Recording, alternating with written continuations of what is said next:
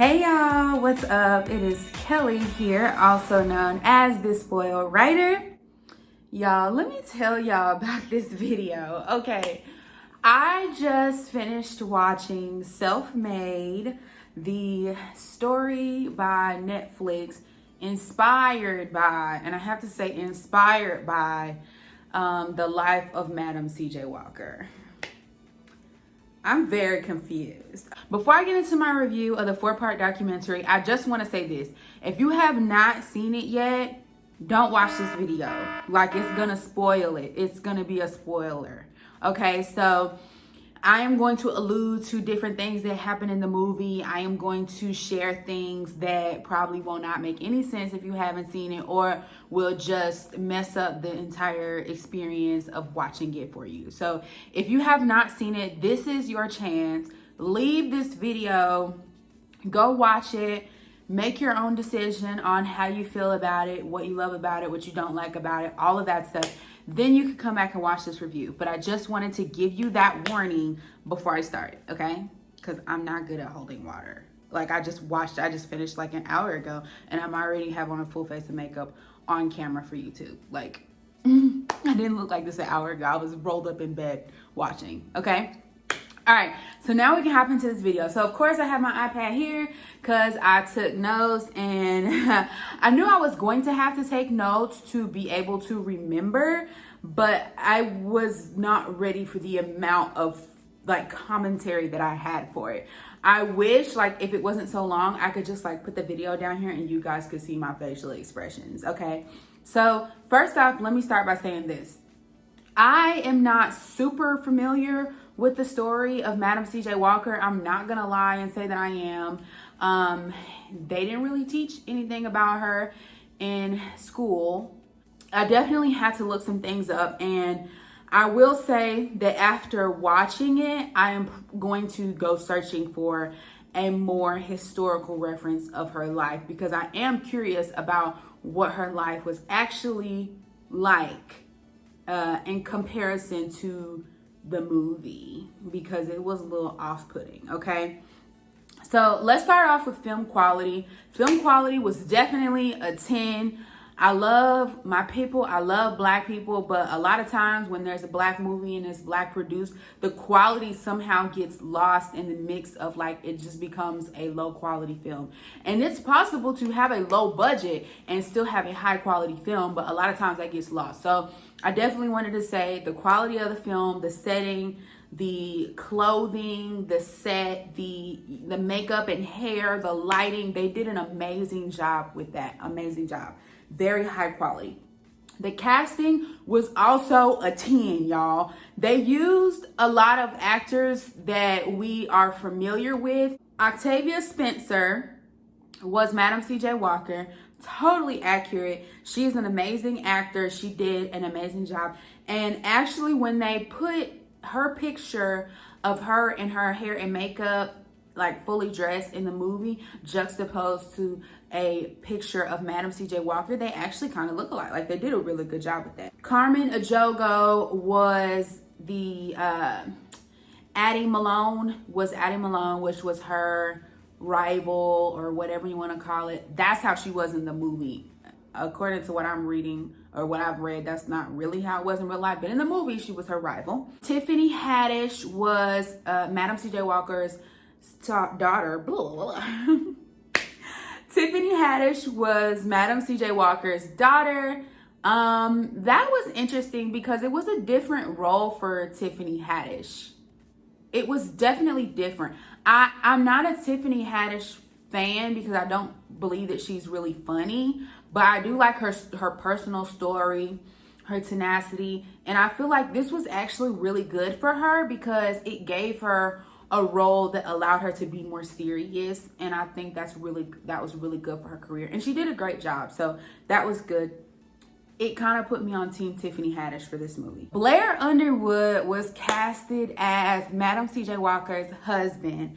The first 2 episodes, I was like, I don't know about this. This is weird, like to have him as her husband, because the husband was like really, really supportive. And then I stepped back and I was like, I just feel like that because every time I see him in a movie, he's like a woman beater or angry. But he can do other things. You know what I mean? Like he can play other roles. So I was like, all right, cool. Here's my pros. I'm going to do my pros first and I'm going to do my cons last.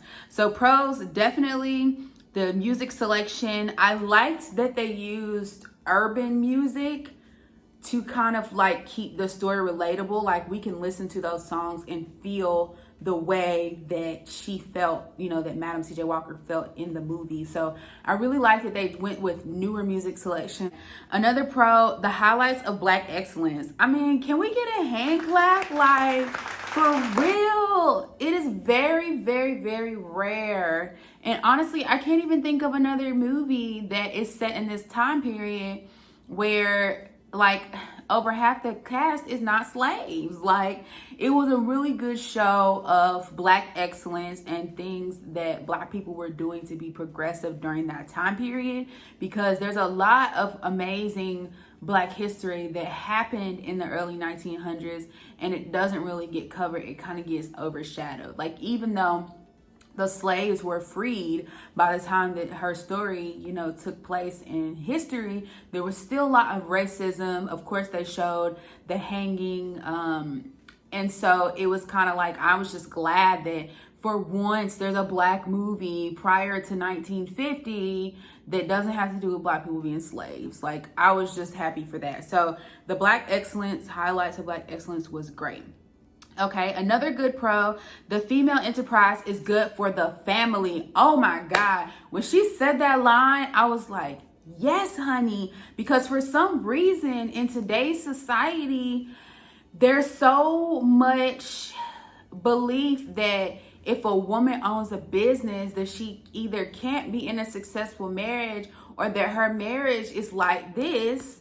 And it's like not true. Like, a female being an entrepreneur is good for the entire family, not just for her. So I kind of went back and forth tugging with even putting that on my pros list, because she did in fact say female entrepreneurship or female enterprise is good for the whole family, but her actions in the movie to me did not really support that.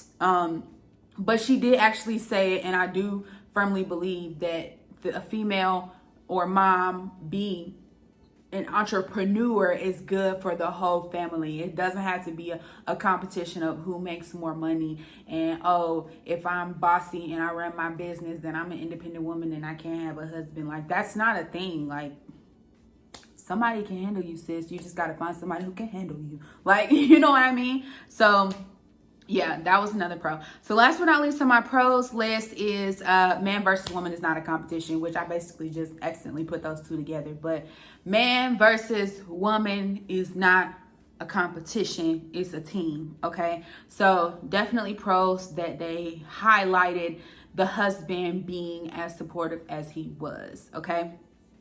Okay, my cons. Now I'm going to let y'all know. I already told y'all I don't really know the true story, but these cons are just based off of the actual making of the movie and the story itself, not the story as it relates to what actually happened, okay? So in episode 1, after the church scene, when she, like, and you'll know this if you watched it, when her competitor came in and went up to the front of the church and kind of said, you know, I'm opening up my own freestanding salon, yada, yada, yada. And then after the church scene, she went into the courtyard and caught everybody's attention and said, hey, my prices, I mean, my hair growth cream or whatever is now buy one, get one free. Okay, I thought that was like really bad, because that makes people think that competing on price is a good marketing tactic. That is a lie, okay? If you are watching this right now, you own a business,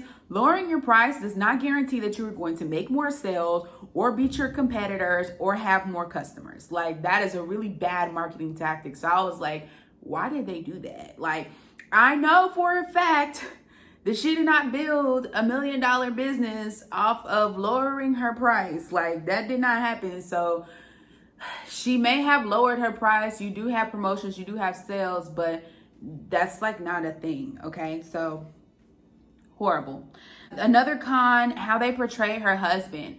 I did not like how they allowed her character to belittle him so much. Like, I don't know if that's really how it was in real life. And honestly, there's a lot of things that happen in marriage and happen between a man and his wife, or a woman and her husband, that we don't know about. So for them to focus on that so heavily in the first 2 episodes, like, that was kind of annoying. Like, I was like, I'm pretty sure she wasn't that mean to her husband. Like, you know what I mean? And I kind of felt bad for him, because I'm like, he's really being supportive and she's really like kicking dirt in his face, like, and spitting on his shoes. Like, I just didn't like the way they portrayed the husband-wife relationship.